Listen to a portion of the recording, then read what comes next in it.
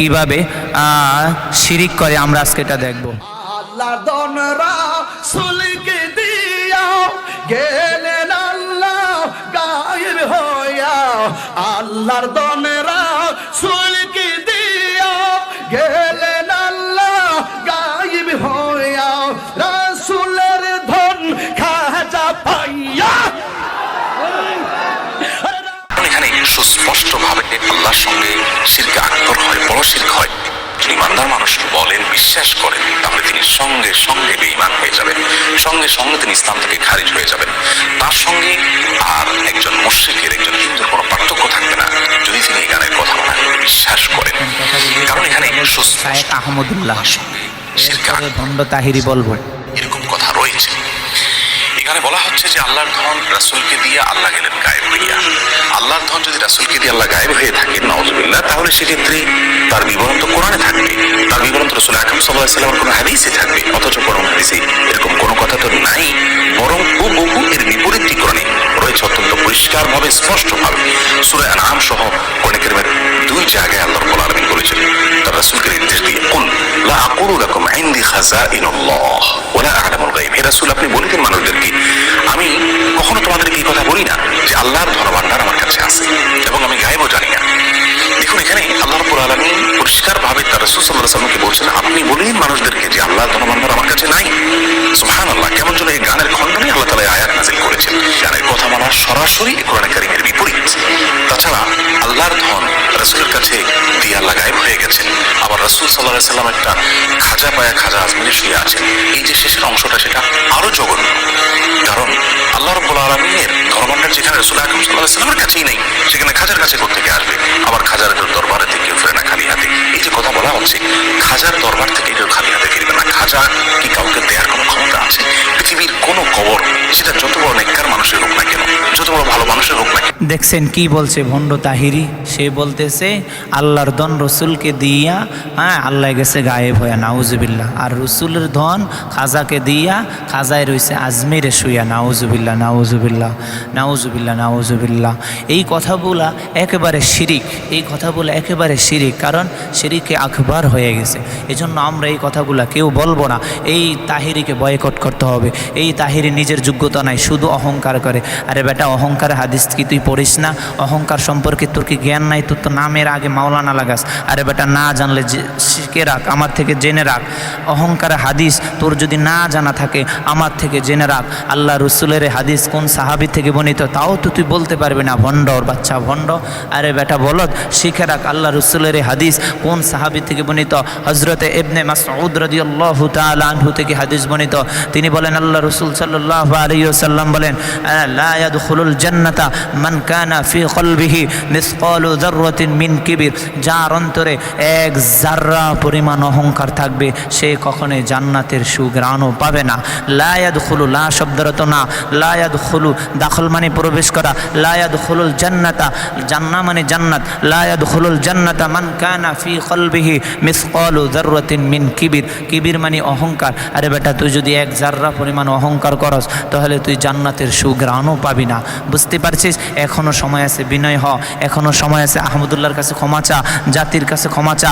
তোর ভক্ত অনুদারীরা, তোর ভক্ত অনুরাগীরা শায়েখ আহমদুল্লাহকে জুতা দিয়ে মারবে, তুমি জুতা দিয়ে মারবা, আলটিমেটাম দাও। আরে বেটা, একজন আলেম তো কখনো আরেকজন আলেমকে জুতা দিয়ে পিটাইতে পারে না।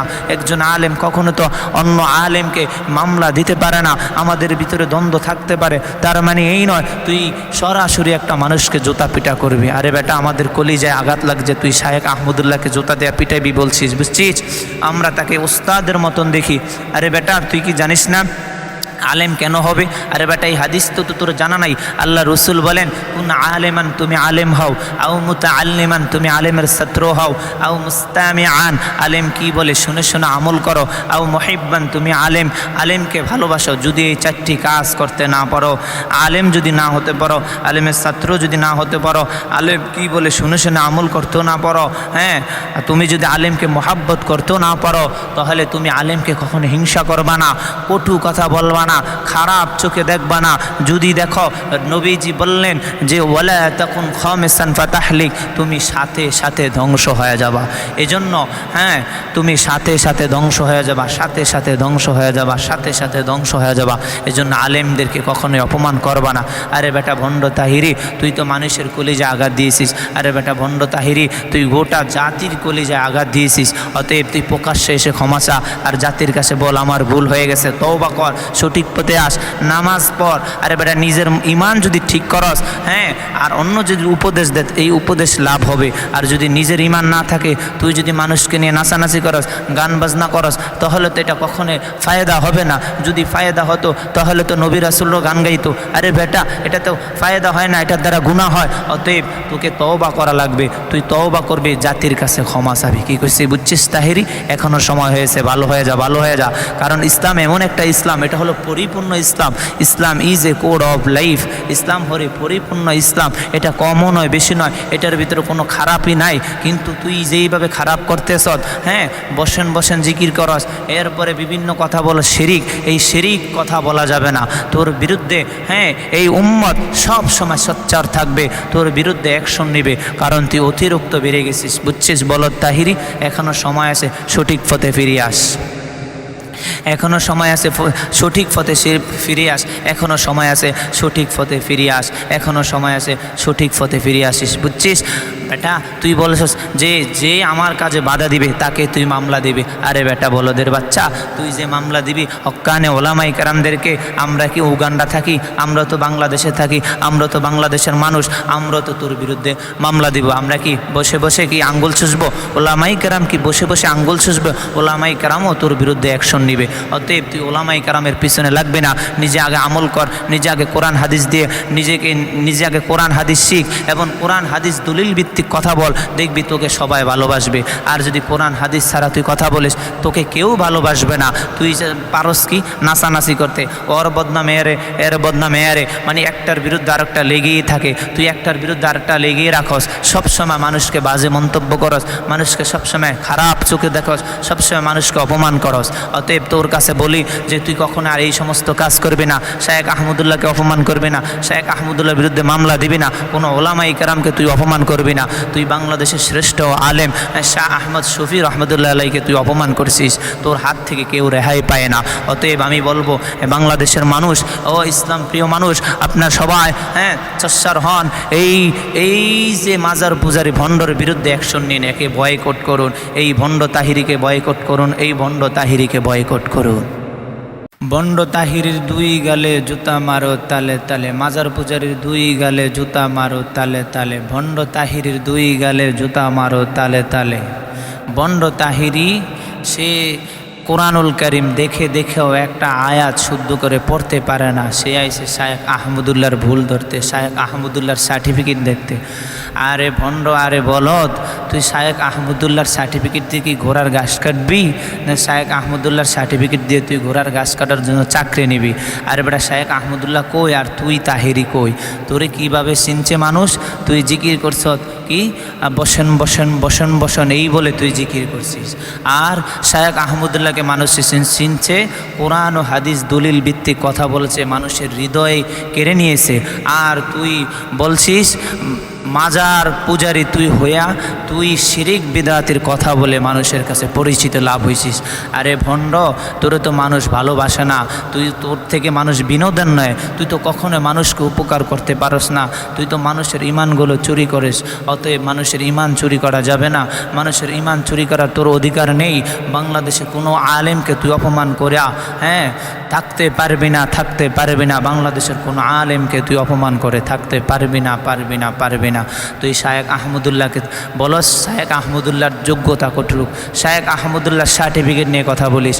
আরে বেটা, শায়েখ আহমদুল্লাহর সার্টিফিকেট দিয়ে তুই কি গোড়ার ঘাস কাটবি না মাজারে যে জিলাপি খাবি? বেটা শায়েখ আহমদুল্লাহ কই? শায়েখ আহমদুল্লাহ লেখাপড়া করছে মদিনা ইউনিভার্সিটি, আর মদিনা শায়েখ আহমদুল্লাহ পড়াশোনা করছে মদিনা ইউনিভার্সিটিতে, শায়েখ আহমদুল্লাহ পড়াশোনা করছে মদিনা ইউনিভার্সিটিতে। আর তুই কোথায় লেখাপড়া করছিস? আর শায়েখ আহমদুল্লাহর সম্মান হলো সমানত আকাশ পরিমাণ, আর তোর সম্মান কই? তুই আইসে শায়েখ আহমদুল্লাহর বুল ধরতি।